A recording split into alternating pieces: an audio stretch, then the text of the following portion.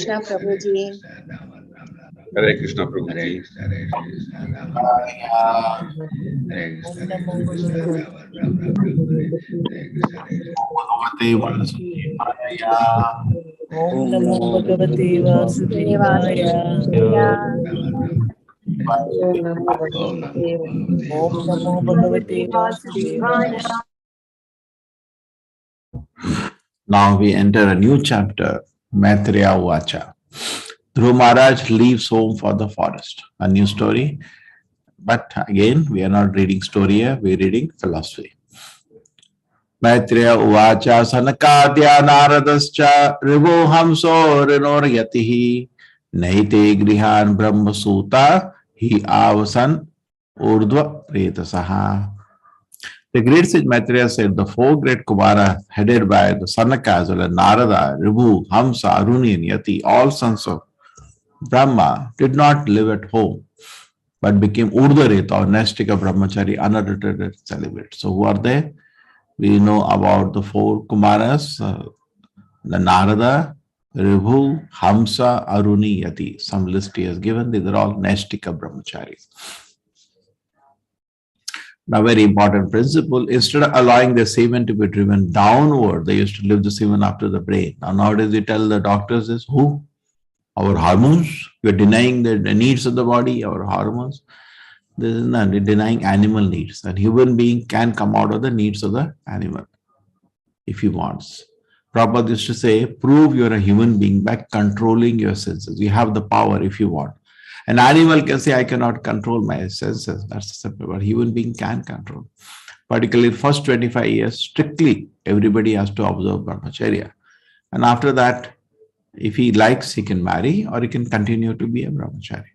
They are called urdhva reta, those who lift up. Semen is so important that by yogic process, one can lift the semen up to the brain. So semen is a subtle energy. What is a subtle energy? Gross way it is manifested. But it's a subtle energy and it can actually rejuvenate a personality, increase his life, and go to the brain instead of throwing down. If by yogic process one can lift the semen up to the brain, it can perform wonderful work. Even Prabhupada used to calculate it medically to form one drop of semen, so much blood is used. So if somebody can throwing a bottle of blood on the ground, it is useless, no, stupid. So people are stupid only. But lift the semen up to the brain, he can perform wonderful work. Once memory is enabled to act very swiftly and the duration of life is increased.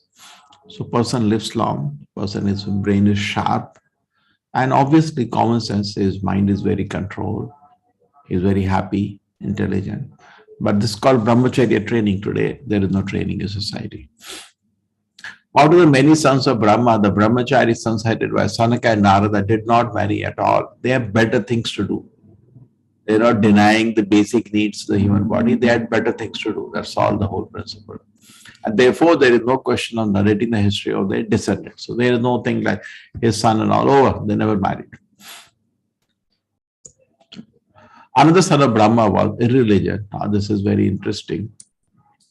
Whose wife's name was Falsity. From their combination was born two demons, Damba and bluffing, Maya or cheating. These two demons were taken by a demon named Niriti, which has no children. Then you can read the shloka itself. Mrisha dharmasya bharyasin damba mayam cha shuta Shatruhan Asuta Mithunam Tattu Dhiritri Jagre Aprajaha. So they're all different Sanskrit words. You can learn the meaning. Niriti. Okay. They are born at different capacity according to karma, even though their father is originally Brahma, who is the exalted qualitative incarnation of personality of God. So the irreligion, everything will come from Brahma in this world. Tayor sambhaval lobho nikritischa mahamate tabhyam krodascha himsacha yaduk durukiti swashakalihi. Veda told Vidura, O great soul, from Damba and Maya were born greed and Nikriti or cunning. From the combination came children named Krodha, anger, and Himsa, envy. And from the combination were born Kali and his sister Durukti, harsh speech. So harsh speech, envy, anger, all these are another set of creation. O great of the all men, the combination of Kali and harsh speech are born children named Mrityu, death, and Bhiti, fear. From the combination Mrityu and Bhiti came children named Yatana, excessive pain, Yatana, and Niraya, hell. Sangrahena maya khyataha pratisarga stavanaga 3. Shrutvaitat puman punyam vidhunoti atmano malam. My dear Viduras summarily explained the cause of devastation. One who hears this description 3 times attain piety and washes sinful contamination from the soul. So when you hear these things are bad and understand these things are bad, you try to keep yourself away. So this also helps you to purify yourself. The creation takes from the basis of goodness and devastation takes from the basis of irreligion. And that is the way of material creation, devastation. If a person is pious and hears about these causes of devastation, he'll feel hatred for all this. That will cause advancement in the life of piety. Good. We should learn to despise all the causes of devastation, beginning from irreligion and cheating, and that will help able to make advancement in the life of piety. So we should know these are bad things and come out. Atata kirtaye vamsham punya kirte gurundvaha swayambhuvasyapi manuho harer amsha janmanaha.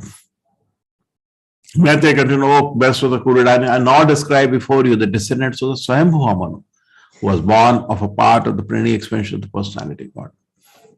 And now these are Manu to Swayambhuva Manu, and then there is one more life, Uttanapada. So I'm going to tell about that. Maitreya already described the descendant impious activity within anger, envy, unpalatable speech, quarrel, fear, and death. Purposely, therefore, in explaining the history of the life of Dhruva Maharaj, the most pious king within the universe. Priyavato Uttanapada Shatarupa Pate Sutau Vasudevasya Kalaya Rakshayam Jagatah Sitau. Swayambhuva Manu had 2 sons by his wife Shatarupa, and the names of sons of Uttanapada and Priyavata, because both of them were descended of pretty expansion of Vasudeva, the Supreme Personality Godhead. They were very competent to rule the universe, to maintain, protect the citizens. So they are specially empowered both the sons by the Supreme Personality of Godhead. Okay. Jaya Uttanapadasya Suniti Surichestayo Surichi Preyasi Pratyo Netare Yathasutod Vaha. King Uttanapada had 2 queens, Suniti and Surichi. Surichi was very much more dear to the king. Suniti, who had a son named Dhruva, was not his favorite. Now the narration started of the causes of Dhruva leaving home. So actually, first son was Swayambhuva and next was Uttanapada. But he was so keen to tell about Dhruva's life, he reversed the order. First he is telling about Dhruva. Okay. But Grace and Maitreya immediately began speaking of Dhruva Maharaj, the son of Uttana, because Maitreya eager to describe the pious activity. The incident life of Dhruva Maharaj is very attractive for the devotees. People generally know. By hearing the activity of the pious Dhruva, one can enhance one's faith in the God and one can directly connect with the Supreme Personality of God. And thus, one can very soon elevate it to the transcendental platform of devotional service. The example of Dhruva Maharaj's austerities can immediately generate a feeling of devotional service in the heart of the hearer. Basically, the success story, how he could see the darshan of the Lord and showed so much devotion even at a small age. We can encourage anybody. Ekada Suriche Putram Ankam Aropya Lalayan Uttamam Naru Rukshantam Dhruvam Rajabhayanandata. Once upon a time, King Uttanapada was patting the son of Surichi, Uttama, placing him on his lap. Dhruva Maharaj was also trying to get on the king's lap. but the king did not very much welcome him.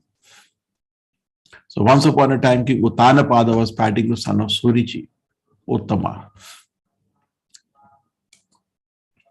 And Surichi, Uttama had climbed on the lap, so sitting on the lap. He had two wives, Surichi, Suniti, and he was very attached to Surichi and neglecting Surichi.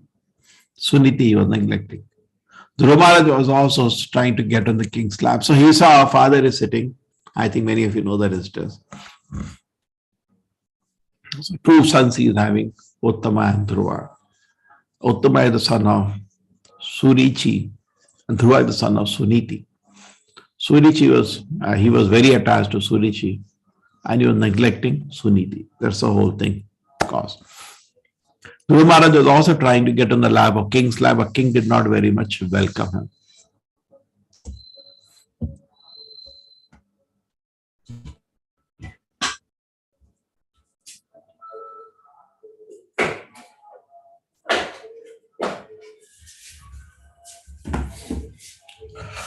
While the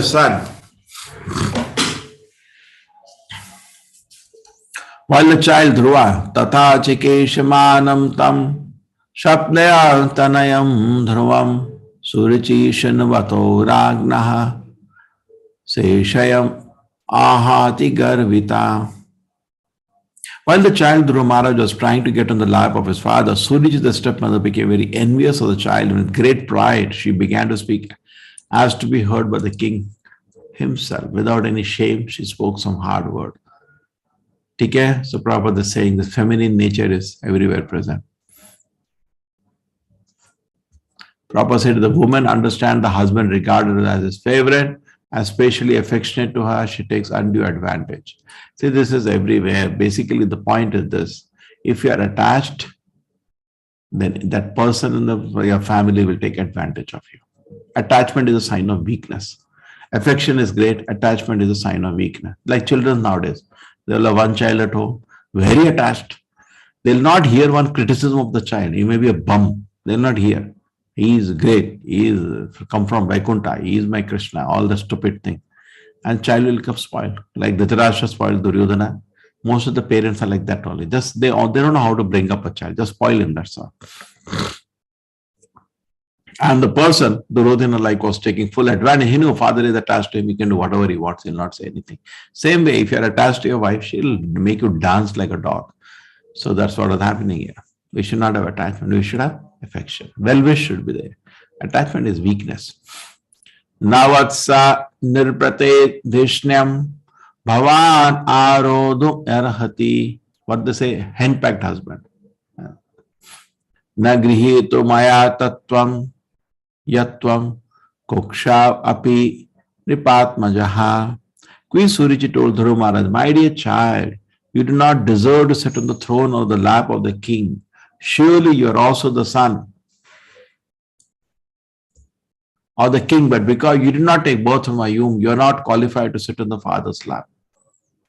At this, if he is attached to the wife, that's what he behaves. Helpless. He knows he's wrong, but I can't say anything. But if he has proper wisdom and he has only affection, then he will take his wife to task. Nonsense, rubbish, you speak like this. But he can't. He is totally attached, weak. Balo asi batanatmanam anya sri garbha samvritam nunam veda bhavanyasya durlabhe arte manorataha. My dear child, you are unaware that you are born not from my womb but of another woman. Therefore, you should know that your attempt doomed to failure. You are trying to fulfill a desire which is impossible to fulfill. The small child Dhruva Maharaj is naturally affectionate toward his father, and he did not know there is a distinction between the two mothers. Small children, they don't know distinction to houses itself. You have seen interesting. You're traveling in a train. In the front, somebody is having a small child. He looks at you. And whatever you have, he wants to have it. He doesn't know there is mera ghar, uska ghar. They're so cute. Their eyes are so pure. Hana? They like to play with anybody. They don't know it is my house, my possession, his possession. But such sweetness that can be trained and he should go up. Rather today, children are considered the image of God because they only go down. After that, whatever they had, they only become worse and worse. No samskaras training. tapasāradhya purusham tasyaivanugrihena me garbhe tvam sadayatmanam yatichhasi nipasanam. If you at all desire to rise to the throne of the king, then you will have to undergo severe austerities. First of all, you must satisfy the Supreme Personality of Godhead, Narayana. And then you are favored by him because such a worship, you will have to take your next birth from my womb. Okay? So you undergo severe austerities and you satisfy the Supreme Personality of Godhead, Narayana. And when you are favored by him, then you take next birth from my womb. So basically, first of all, you should die, then take blessing of God to do all this, then take next body in her womb. So you have to do a lot of tapasya first, then you should satisfy the Supreme Lord, then you get his blessing, then take your next birth in my womb, and then you can do what you're wanting to sit on the throne. Now, so political she's taking. He just wants to sit on the father's lap, but she's taking, oh, you want to sit on the throne? All less politics. Maitreya uvacha matu sapnataya sadurukti viddaha swashanrusha danda hato yatahihi hitva mishantam pitaram sanavacham jagmamatupur praduran sakasham. The sage Maitreya continued, mighty Vidura, as a snake was struck by a stick, breathes very heavily. Like that, Dhruva started breathing. Dhruva Maharaj, having been struck by the strong word of the stepmother, began to breathe very heavily because of great anger. When he saw that the father was silent, did not protest, he immediately left the palace and went to his mother. So you could see the father should have protected, he was scolded with the stupid wife of his, but he is so attached to her, attached and weak. He knows it's wrong, but not able to say anything, helpless. And he left the place. And then you know what is going to happen. That has happened tomorrow. Hare Krishna. Thank you. Thank you, everybody.